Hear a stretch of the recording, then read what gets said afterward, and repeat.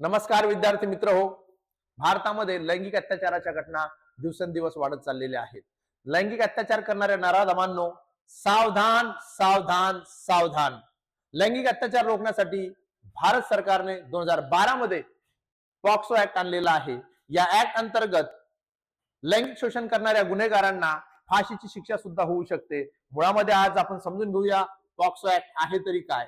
POCSO act काय आहे तर prevention of children against sexual offences 2012.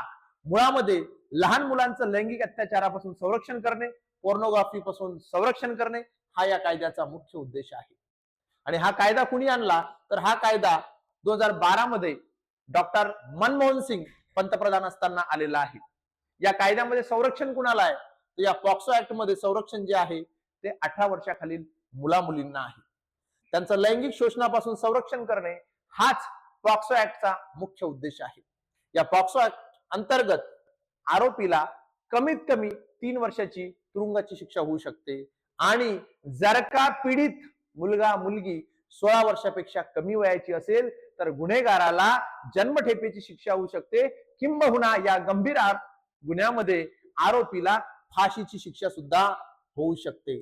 अलीकडेच आपल्या अहिल्यानगर जिल्ह्यामध्ये यशवंत थोरात नावाच्या तथाकथित महाराजाने एका 17 वर्षाच्या मुलीवरती लैंगिक अत्याचार केलेला आहे. त्याला सुद्धा या पॉक्सो ऍक्ट अंतर्गत फास्ट ट्रॅक कोर्टातून फाशीची शिक्षा होऊ शकते आणि किंबहुना लोकांकडून हीच मागणी त्याच्यासाठी झाली पाहिजे. आता अशा प्रकारच्या गुन्ह्यामध्ये चौकशी अधिकारी कोण असतं तर पॉक्सो ऍक्ट मध्ये जो गुन्हा होतो यामध्ये चौकशी अधिकारी महिला अधिकारी असते, जेणेकरून पीडित व्यक्तीला आपलं मन मोकळं करता येईल, सगळ्या घडलेल्या घटना व्यवस्थित सांगता येतील. आता महिला अधिकारी त्या पीडित व्यक्तीचा जबाब पीडिताच्या कुटुंबियांसमोर तिच्या घरी किंवा त्या व्यक्तीला सुटेबल वाटेल अशा ठिकाणी जबाब नोंदवून घेते आणि अशा गुन्ह्यांचा निकाल लवकर लागावा, गुन्हेगारांना शिक्षा व्हावी म्हणून फास्ट ट्रॅक कोर्टाची तरतूद या ऍक्ट मध्ये करण्यात आलेली आहे. यालाच आपण जलद गती न्यायालय असं म्हणतो. आणि हा जो लैंगिक शोषणाचा गुन्हा आहे हा मुळामध्ये दखलपात्र गुन्हा आहे आणि अजामीन पात्र गुन्हा आहे. दखलपात्र म्हणजे काय तर अशा गुन्ह्यामध्ये पोलीस खातं न्यायालयाच्या आदेशाची वाट न पाहता गुन्हेगाराला अटक करू शकते आणि गुन्ह्याचा तपास सुरू करू शकते. हा दखलपात्र गुन्हा आहे.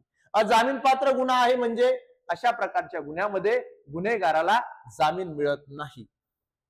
आता भारतामध्ये लहान मुलांवरती होणारे अत्याचार दिवसांदिवस वाढत चाललेले आहे. अशा परिस्थितीमध्ये पॉक्सो ऍक्टची अंमलबजावणी तीव्रतेने मोठ्या प्रमाणावर होणे सुद्धा अत्यावश्यक आहे आणि आपण 1098 या नंबरवरती सुद्धा पॉक्सो ऍक्ट अंतर्गत तक्रार नोंदवू शकता. धन्यवाद. जय हिंद, जय भारत.